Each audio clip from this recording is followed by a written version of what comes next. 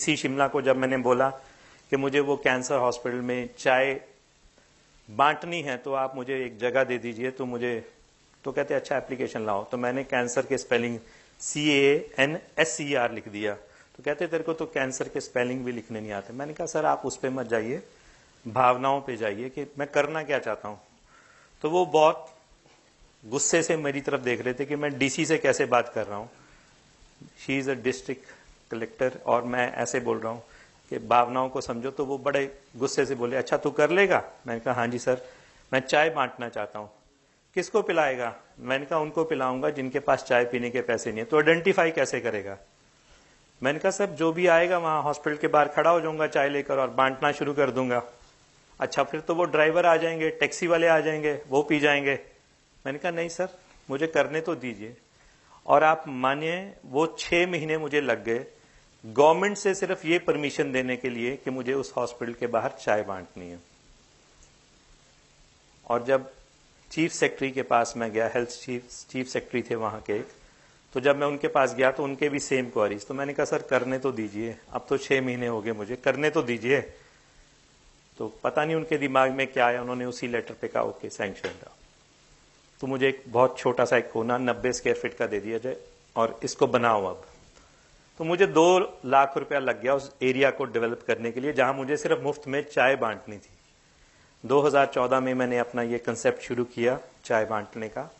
और 3 महीने बाद 9 दिसंबर को वहां पर हमने पहला लंगर लगा दिया, जो अब वर्ल्ड नोन लंगर है। हॉस्पिटल के बाहर लंगर, जितने भी हम धार्मिक स्थानों पे लंगर भंडारे लगाते हैं वो अक्सर उन लोगों के लिए लगाते हैं जिनके पेट भरे हुए हैं, लेकिन हॉस्पिटल में जब हम लंगर लगा रहे हैं तो वो शायद उन लोगों के लिए है जिनके पास इलाज के भी पैसे नहीं है और उनको हम खिला रहे हैं। और ऐसे कई लोग हैं जिनके पास सचमुच इलाज के पैसे नहीं है और वो कैंसर के पेशेंट्स सबसे ऊपर हैं उसमें। मैंने सुना है बॉम्बे में भी एक टाटा मेमोरियल के बाहर कोई मिस्टर सावला लगाते हैं लंगर। तो मैं उनकी स्टोरी से भी काफी इंस्पायर हुआ। चलिए वो लंगर तो लगा दिया, अब उसको चलाना पड़ना था। तो हमने लोगों को एक आइडिया दिया, बर्थडेज एनिवर्सरीज कोई भी खुशी गमी हमारे साथ मनाइए, हमारे को 3100 रुपीज दीजिए और हम आपका वो कर देंगे ऑर्गेनाइज। हमने ये शुरू करते करते उस लंगर को आज इस मुकाम पर पहुंचा दिया है कि आज हम उस लंगर पे सारा दिन चाय, बिस्किट, ब्रेड, दलिया, फ्रूट, सूप, दिन का खाना, रात का खाना लगभग 2000 लोगों के लिए दे रहे हैं। और 45,000 रुपया हमारा रोज का खर्चा उस लंगर को लगाने के लिए आता है। और उस लंगर में पेशेंट्स, अटेंडेंट्स जो पूरे हिमाचल से आते हैं उनको हम खाना खिला रहे हैं। साथ ही के साथ शिमला में बर्फ बहुत पड़ती है, सर्दी बहुत होती है, हम उनको 2-2 ब्लैंकेट्स और एक मैट्रेस भी देते हैं कि वो हॉस्पिटल में कहीं भी जाकर सो जाएं। और हमारा एक बहुत ही यूनिक कंसेप्ट चला जब हमने वो लंगर लगाया 2014 में।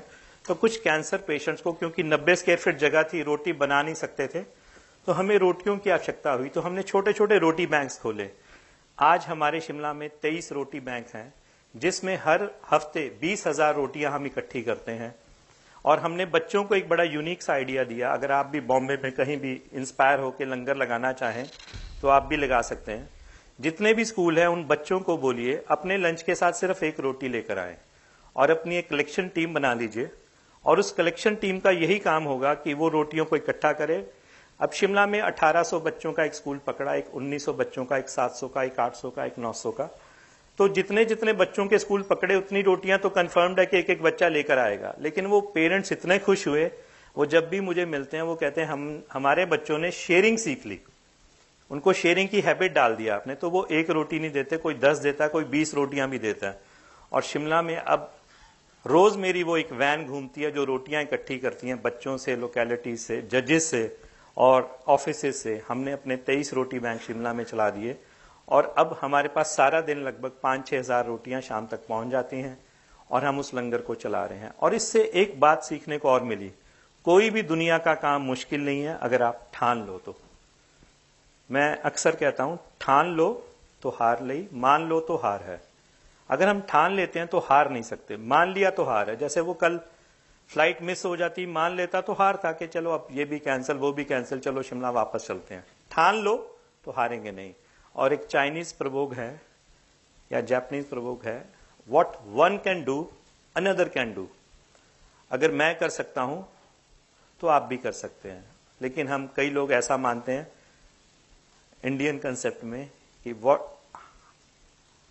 अगर ये नहीं कर सकता तो if he can't do how can I do, something like that. I just forgot what to say about it, कि जब ये नहीं कर सकता तो मैं कैसे करूं। लेकिन हमें अपने आप को हमेशा पॉजिटिव रखना है।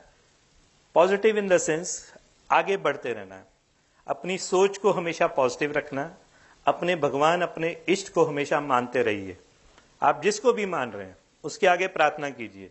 लेकिन ये सो कॉल्ड जितने हमने लिविंग धर्म गुरुज बना लिए हैं, ये हमें कहीं और ही लेकर जा रहे हैं, ये हमें अपने रास्ते से भटका रहे हैं। हम इनका रास्ता छोड़ें, अपने भगवान के साथ जुड़ें, और अगर अपने भगवान के साथ जुड़ते हैं, उसके आगे अरदास करते हैं, प्रार्थना करते हैं, तो मेरा ये मानना है कि कोई भी काम मुश्किल नहीं है। अब वो रोटी बैंक्स का इतना बड़ा फायदा हो गया कि अब वो बच्चे स्कूल प्रिंसिपल्स मुझे कह रहे हैं कि अब आप ना इन बच्चों को रेंडमली उस लंगर में भी ले जाओ, इनको दिखाओ what is the real pain. And every week, so many convent, big schools of Shimla are coming to that langar to see the real pain. They are doing the seva, they are doing the charity.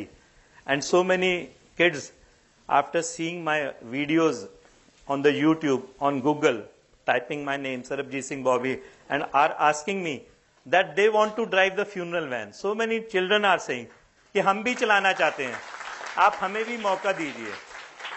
मैंने कहा बच्चे डर नहीं लगेगा? कहते जब आपका कुछ नहीं हुआ तो हमारा क्या होगा, हमें भी भूत नहीं खाएगा।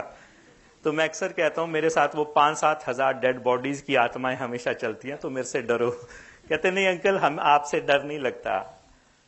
तो वो आत्माएं अब हमारे अंदर भी आ गई हैं, हम भी वो डेड बॉडी वैन को चलाएंगे। और जब वो हम मुझे रोटियां देकर जाते हैं तो मैं आपको बता नहीं सकता उनको लेने वालों की भीड़ कैसे खड़ी है, कितनी गरीबी है हॉस्पिटल में। पूरा पैसा उनका खत्म हो जाता है इलाज करवाते हुए, उनके पास कोई पैसा नहीं बचता। और वो जब शाम को हम लंगर में रोटियां बांटते हैं, जो सुबह 7 बजे बच्चों ने अपने स्कूल से लाई होती है, तो शाम के 7 बजे भी उन रोटियों को लेने के लिए लाइन लगी होती है कि कल सुबह हम चाय के साथ खाएंगे।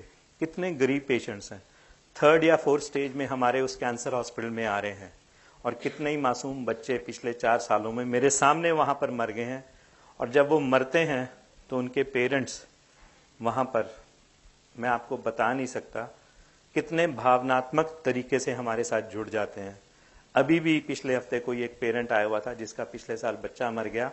वो मेरे लिए अपने गांव से जो पहली फसल होती है वो राजमा लेकर आया और देसी घी लेकर आया कि ये आप अपने घर ले जाइएगा, आपने 1 साल हमारी बहुत सेवा की।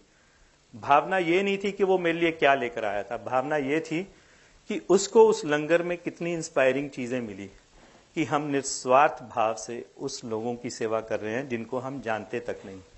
सेवा के असली मायने वही हैं, जब हम सेवा करते हैं तो केवल मानवता की सेवा करें, ह्यूमैनिटी की सेवा करें। पर्टिकुलर एक रिलीजन की सिर्फ अपने लोगों की सेवा ना करें, सबकी सेवा अगर करेंगे तभी हमारा इस जीवन में आने का उद्देश्य पूरा होगा। नहीं तो हम सिर्फ अपने अपने धर्म के शेल में ही बंधे रह जाएंगे, दूसरे वालों को फतवा देते जारी रह जाएंगे, किसी के लिए भी जी नहीं पाएंगे और किसी के लिए भी कुछ कर नहीं पाएंगे। अगर मानवता की सच्ची सेवा करनी है तो ह्यूमैनिटी की सेवा सबसे बड़ी सेवा है। Humanity is the biggest religion, serve it if you can. Thank you so much.